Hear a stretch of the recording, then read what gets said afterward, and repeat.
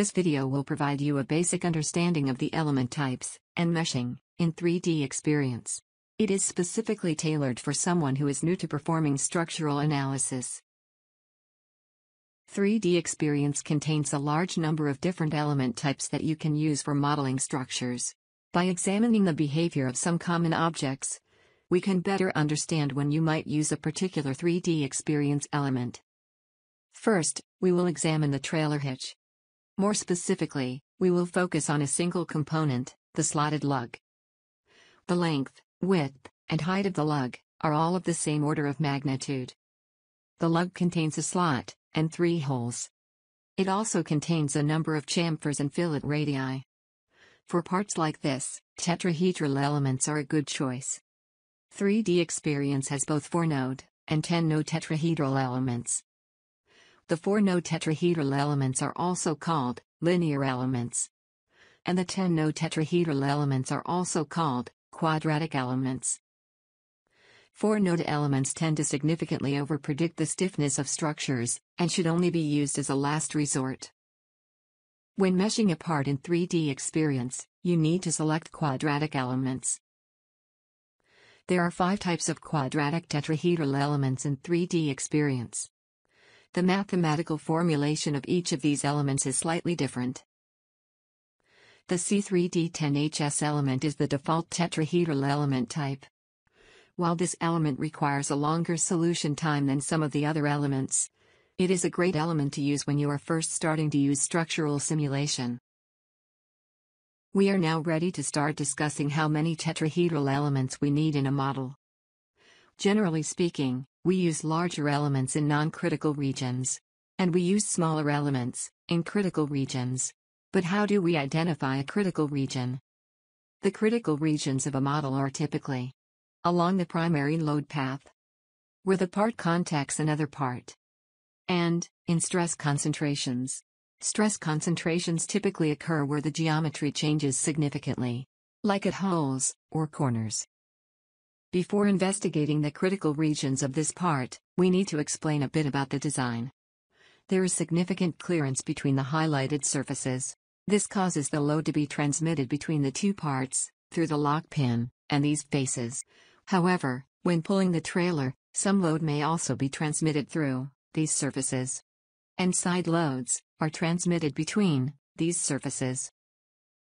The holes in the lug meet all 3 criteria for critical regions.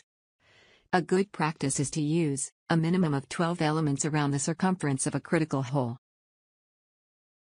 There are small fillets in the slot. These regions are along the primary load path, and are also a stress concentration.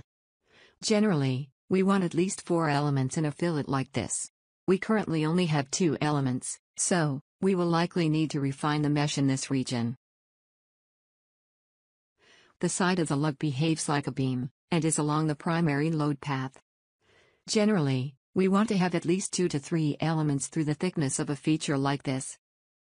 One of the quickest ways to identify the critical regions is to run a model with a relatively coarse mesh. This model is quite coarse, but will solve quickly, and will help us identify the critical areas of the part. We can quickly see the highest stresses occur in the hole, where the pin contacts the lug, and on the edge, where the lug contacts the adjustment bar. If we set the maximum value of the Van Mises stress contours to a relatively small value, we can also quickly see the regions of the model which are located in the primary load path. Any region colored red is in the primary load path for the part. We can apply the knowledge gained from reviewing the results from the coarse mesh and the general recommendations to design our mesh for the lug part. The locations of highest stress have not changed. However, the peak stress has increased from 393 megapascals to 908 megapascals.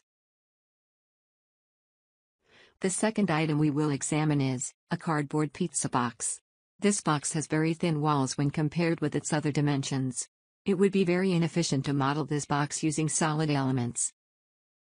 Fortunately, we can mesh the outside face of the box with 3-dimensional shell elements. 3D Experience has both quadrilateral and triangular shell elements. Elements with 3 or 4 nodes are linear shell elements. Elements with 6 or 8 nodes are quadratic shell elements. Like the tetrahedral elements, some shell elements have limitations which can significantly impact accuracy. If you are new to structural simulation, the best approach would be to use either S4 or S4R elements. It is okay to have S3 or S3R elements mixed in. But try to create a good quality mesh with 4-node quadrilateral elements. So, what is a good quality mesh? The ideal mesh consists of perfectly square elements. One can rarely create a mesh consisting of only ideal elements. There are a number of shapes to watch out for. Most meshes will contain some elements that look like these. The key is to limit how much they deviate from the ideal shape, and to limit the number of misshaped elements. Fortunately, 3DEXPERIENCE includes a tool for us to check the quality of elements.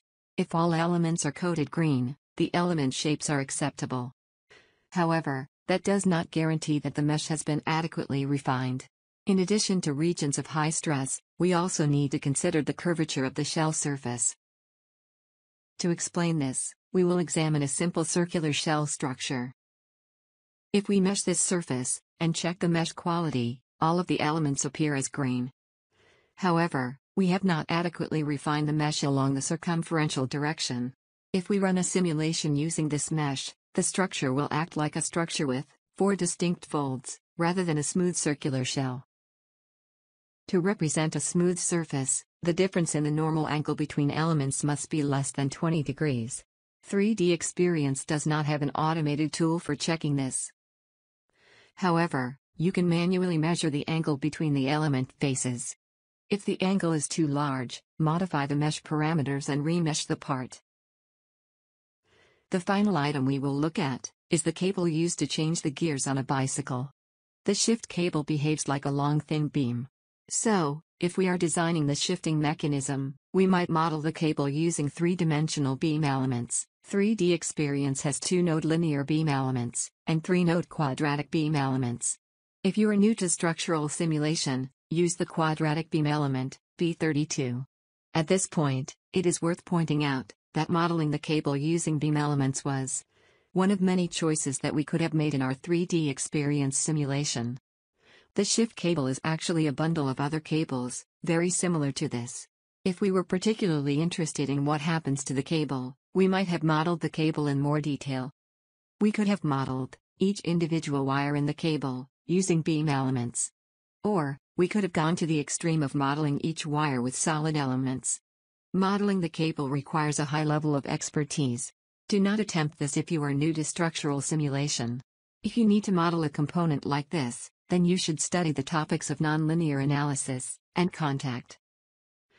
Using 3 everyday objects, we have introduced you to the element types that you will use for structural simulations in 3DEXPERIENCE. We also provided you with recommendations on mesh refinement and element selection.